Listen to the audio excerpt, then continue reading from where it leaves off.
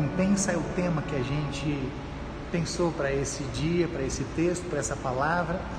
E não sei se você conseguiu ler o texto todo, mas essa parábola em Mateus é uma das parábolas mais compridas, mais longas do Evangelho de Mateus. E como todas as parábolas, elas precisam ser lidas com muito cuidado. Essa parábola também precisa ser lida com muito cuidado, com muita atenção às coisas que acontecem nos arredores. A gente não pode olhar para a parábola em si, mas precisa olhar para o contexto em que ela está inserida. E se você der uma olhadinha na sua Bíblia, no capítulo 19, no finalzinho do capítulo 19, tem aquele encontro de Jesus com o jovem rico. Você conhece bem essa história, né? E aí, depois de um bate-papo que eles têm, Jesus termina o bate-papo, Jesus termina a conversa dizendo o seguinte: olha, então se você quer mesmo me seguir, vende tudo que você tem e dá para os pobres e depois me segue. E a frase final de Jesus é o seguinte: muito dificilmente os ricos vão entrar no reino dos céus. Mas eu repito, você não pode entender essa frase como frase final. Não significa que os pobres vão para o céu e os ricos vão para o inferno. A gente pode falar sobre isso numa outra hora, né? Mas é que Jesus termina com essa frase, isso chama a atenção dos discípulos. Eles ficam impressionados, ficam se entreolhando, de repente perguntam para Jesus: Jesus, mas então quem é que pode entrar no reino dos céus? Imagino que houvesse uma cultura de que os ricos fossem mais abençoados por Deus e por isso tivessem mais intimidade com Deus e por isso fossem salvos. Quem é que pode ser salvo então? Aí a resposta de Jesus é a seguinte: olha, para as pessoas, impossível, mas para Deus, tudo é possível. Para as pessoas se salvarem a si mesmas, impossível, mas para Deus isso é possível. Deus pode salvá-las. Aí o Pedro, sempre o Pedro, dá um passo à frente e pergunta para Jesus o seguinte: mas Jesus, a gente está seguindo o Senhor desde que o Senhor começou o seu ministério, a gente abandonou tudo, abandonou nossa família, abandonou nosso trabalho para seguir o Senhor, e o que a gente vai receber por isso? O que a gente vai ganhar com isso? Qual vai ser a nossa recompensa? Aí Jesus vai dizer algo do tipo: Pedro, todos vocês que são meus discípulos, que estão comigo aqui, aqueles que vão ser meus discípulos, até o último que vai ser meu discípulo na história do mundo, todos vão receber a mesma recompensa, todos vão receber uma recompensa incrível no final. E aí Jesus conta essa parábola, a parábola dos trabalhadores da plantação de uva que recebem uma recompensa no final. Então vamos entrar no texto? Vamos entrar na plantação de uva? Ou vamos ficar ali na praça ouvindo Jesus, convidando as pessoas? Bom, o primeiro destaque do texto de hoje, de todo esse texto lindo, rico de detalhes, é o primeiro versículo. O primeiro versículo, se você tem na sua Bíblia e quiser acompanhar, Jesus disse: o reino do céu é como o dono de uma plantação de uvas que saiu de manhã bem cedo para contratar trabalhadores para a sua plantação. O reino do céu é como? Se você estava conosco aqui na semana passada, você ouviu aquela parábola do rei ou do proprietário, o dono de uma empresa que foi acertar contas com os seus empregados. O texto falava de perdão e Jesus começou aquela parábola com a mesma frase: o reino de Deus ou o reino do céu é como. Aqui Jesus começa com essa mesma frase: o reino do céu é como. E curiosamente, Jesus não começa essa parábola dizendo que o reino do céu será como, vai ser como se fosse uma coisa futura. Ele está dizendo que o reino do céu é como. Interessante isso, porque a pergunta de Pedro, ela vai para o futuro, ele joga a pergunta lá para frente. Ele diz: mas o que nós vamos ganhar com isso no futuro? Qual vai ser lá no futuro a nossa recompensa? Jesus dá uma resposta como se a coisa já estivesse acontecendo agora, como se a recompensa já estivesse acontecendo agora. É importante lembrar que sempre que Jesus nos evangelhos fala sobre o reino do céu, ele fala de algo que já está acontecendo, algo que a gente já está experimentando aqui e agora. Por exemplo, voltando para a parábola da semana passada, que falava do perdão, né? Daquele rei que foi acertar contas, ou do proprietário de uma empresa que foi acertar contas com os que deviam com ele, e ele fala de perdão. O perdão é um tema para agora. A gente já desfruta do perdão agora, a gente já troca perdão agora, a gente já sente paz com o perdão agora, a gente já sente alívio com o perdão. Claro que a recompensa maior pelo perdão que Jesus nos deu na cruz, a gente vai receber, a recompensa plena vai ser na eternidade, lá no futuro, lá na glória, no que a Bíblia chama de céu, nesse lugar. Mas a gente já experimenta agora, o perdão já pode ser desfrutado. O alívio, a paz, a alegria, o conforto, a alegria já falei, né? Mas a alegria é talvez a palavra máxima que é em relação ao perdão. A gente já experimenta aqui e agora. Então, o reino do céu é algo que a gente já experimenta aqui e agora. Algo que Jesus trouxe. Quando Jesus veio do céu, Ele trouxe o reino do céu para cá. Deus já está reinando aqui na terra através de Jesus. Deus já está reinando em amor, reinando em graça, reinando em bondade, reinando em misericórdia. O reino do céu não é um lugar específico, até porque os discípulos e muitas outras pessoas, quando Jesus falava do reino dos céus, imaginavam um reino aqui, uma estrutura aqui, um palácio. Mas não, o reino do céu não é uma estrutura, o reino do céu é uma pessoa que atende pelo nome de Jesus Cristo. E aqui no texto de hoje, Jesus diz que o reino do céu é como uma plantação de uvas. O dono de uma plantação que vai convidar pessoas para trabalhar nessa plantação, combina um salário e no final paga esse salário, recompensa todos pelo trabalho. O segundo detalhe do texto, muito importante, você está com o texto aberto aí? Acompanhe comigo, versículo 2. Ele combinou com eles o salário de costume, isto é, uma moeda de prata por dia, e mandou que fossem trabalhar na sua plantação. O dono da plantação combinou uma moeda de prata pelo dia de trabalho. Então ele saiu de manhã, às 6 da manhã, às 9 da manhã, convidou pessoas que estavam ali na praça. Ele saiu depois, ao meio-dia, às 3 da tarde, convidou mais alguns. Ele saiu às 5 da tarde para convidar ainda alguns, uma hora antes de encerrar o expediente lá na plantação.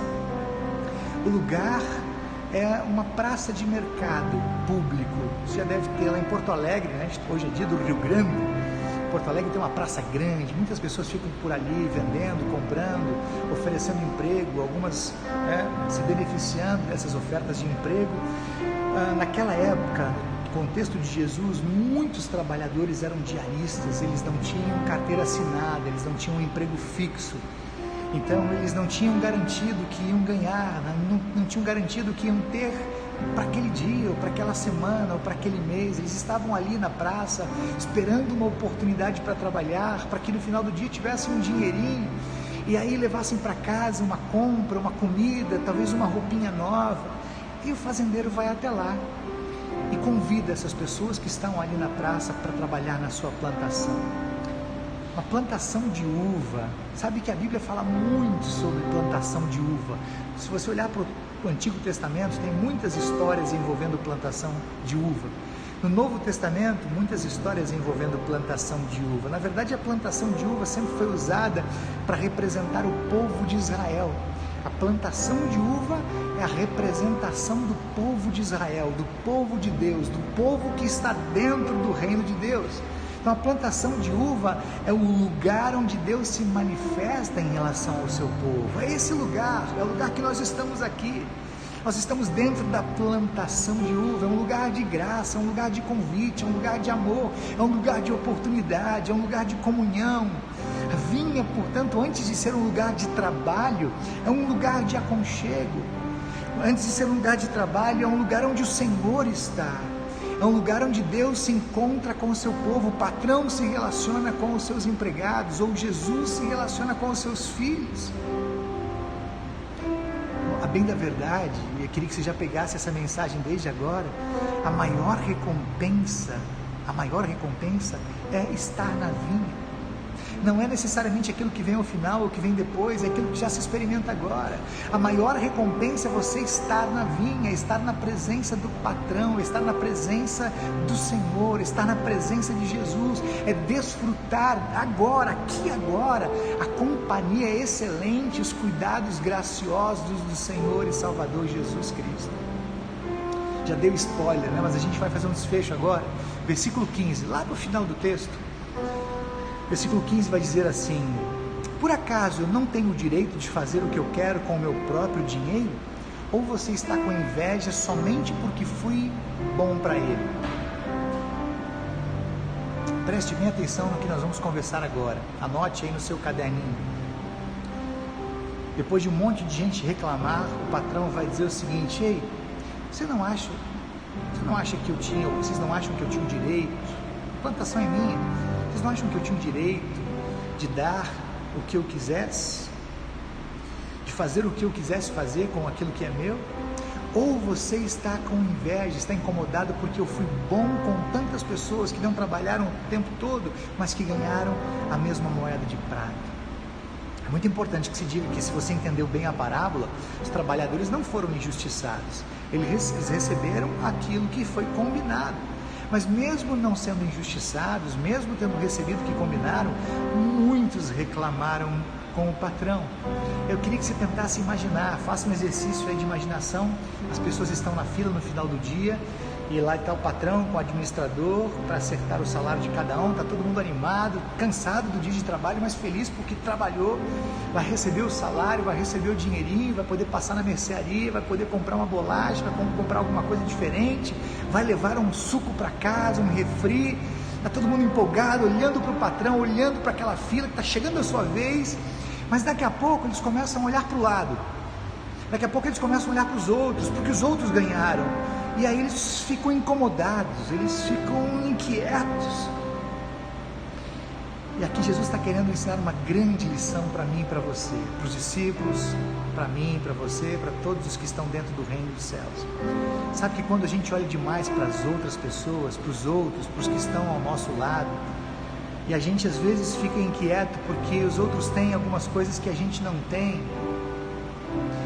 A gente viu que alguns receberam algumas coisas que nós não recebemos. Isso nos incomoda. Quando a gente para de olhar para frente, para o patrão, e a gente começa a olhar para as laterais, para os arredores, para os outros, a gente começa a ficar inquietado porque a gente tem coisas diferentes dos outros, porque eles têm coisas que nós gostaríamos. Quase sempre, como regra, a gente quer ter coisas que a gente não tem, quer ter o que os outros têm, e não se importa muito, não dá muita atenção para aquilo que a gente tem, não valoriza aquilo que a gente tem. Mas quando a gente olha para Deus, que na sua graça permitiu que nós tivéssemos o que nós temos, porque nós só temos o que temos por graça. Se não fosse pela graça de Deus, nós não teríamos nada, nós não merecemos absolutamente nada. Se temos algo, se temos muitas coisas, algumas coisas, se temos o que temos, é por graça de Deus. Então, o segredo é olhar para Jesus, é olhar para o patrão, é olhar para frente e parar de olhar para os lados. Porque quando olhamos para Jesus, a gente vai ser agradecido, a gente vai ficar feliz, a gente vai ficar leve, a gente vai ficar melhor. Quando a gente parar de olhar para os outros e olhar para Jesus. Sabe que historicamente nós temos uma facilidade muito grande de murmurar. É Deus sendo generoso com a gente, é Deus sendo bondoso com a gente, é Deus sendo gracioso com a gente, e a gente reclamando, a gente murmurando, a gente reclamando e murmurando. Eu vou terminar essa mensagem aqui. Esse tema recompensa é um tema bem delicado, né? Mas curiosamente esse tema aparece dentro do que Jesus chama aqui de reino dos céus, ou reino de Deus, mesma coisa, reino do céu ou reino de Deus. O reino de Deus aqui é uma vinha, uma plantação de uva. O reino dos céus é Jesus, que é o dono, Jesus o dono. Nós somos os trabalhadores. Jesus é o dono, e Jesus o dono convida quem Ele quer. Ele convida as pessoas, na verdade Ele convida todos. Ele vai em vários horários diferentes na praça, vai convidar. Ele vai para todos os lugares do mundo e vai convidar. Eu fui convidado, você também. Portanto, um grande privilégio fazer parte do reino. Jesus é o dono e nos convidou. De repente eu fui convidado, de repente eu estava dentro do reino. Através de Jesus eu faço parte do reino de Deus, do reino dos céus. Como é bom fazer parte do reino, como é bom em qualquer tempo, como é bom fazer parte do reino desde sempre, ou como é bom estar agora. Tive o privilégio de estar agora, estou curtindo muito, está sendo bom demais. Nos evangelhos a gente vê isso, pessoas entrando para o reino aos poucos. Os discípulos foram privilegiados, foram os primeiros, mas depois vieram outros. Inclusive Jesus, quando estava para ser morto na cruz, Mas alguém entra naquela última hora, o malfeitor da cruz é convidado, e você hoje vai estar no reino, você vai fazer parte da vida comigo hoje, na última hora daquele cara. E pessoas vão entrando no reino, pessoas já estão no reino há muito tempo, outras estão entrando agora, e Jesus é o dono, Jesus é o proprietário, e Ele vai convidando, e esse convite é gracioso, esse convite é um convite amoroso que Ele faz para você, porque para mim, sem qualquer merecimento, a gente estava lá perdido, sem trabalho, estava lá na praça, sem fazer nada, sem saber o que fazer, sem saber para onde ir, e aí Ele vai lá e nos convida. Sabe que o texto aqui fala, usa a figura do trabalho, Jesus usa a figura do trabalho aqui, mas Jesus não está dizendo, olha, que se você trabalhar direitinho, trabalhar bastante, você vai merecer o reino, não, você está trabalhando, você já está no reino. Se você não entendeu ainda, a recompensa é já estar no reino. A grande recompensa é fazer parte do povo de Deus, do povo salvo. Essa é a recompensa, é a mesma recompensa para todo mundo. A recompensa é poder fazer parte desse universo onde Jesus é o dono, onde Jesus é o que cuida, onde Jesus é o que ama, onde Jesus é o que refaz, é o que perdoa, onde Jesus é que faz com que tudo aconteça. A recompensa, portanto, já é fazer parte do reino, é ter Jesus por perto, é ter o cuidado de Jesus o tempo todo. Não importa se você entrou no reino quando você era criança, no dia do seu batismo, ou se você entrou agora, na fase mais adulta, com 50, 60, 70, 80 anos. Não importa se você trabalhou bastante a vida inteira, ou se você está podendo trabalhar só agora, nos últimos momentos da vida. O que importa é que você está no reino. A recompensa é o reino. Claro que a gente vai ter uma recompensa eterna, vai ser demais estar com Jesus na eternidade, a gente não consegue nem imaginar, nem dimensionar isso, mas a gente já está com Jesus agora, a gente já está curtindo agora, já está sendo bom demais agora. Se eventualmente alguém reclamar que Jesus foi injusto, e pode ser que muita gente reclame, é bom lembrar que o reino dos céus é diferente.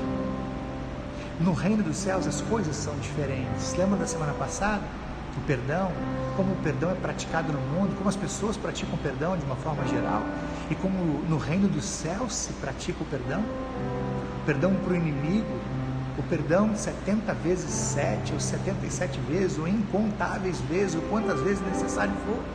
Bom, graças a Jesus que no reino dos céus é diferente, porque eu não merecia estar no reino, e Jesus me convidou.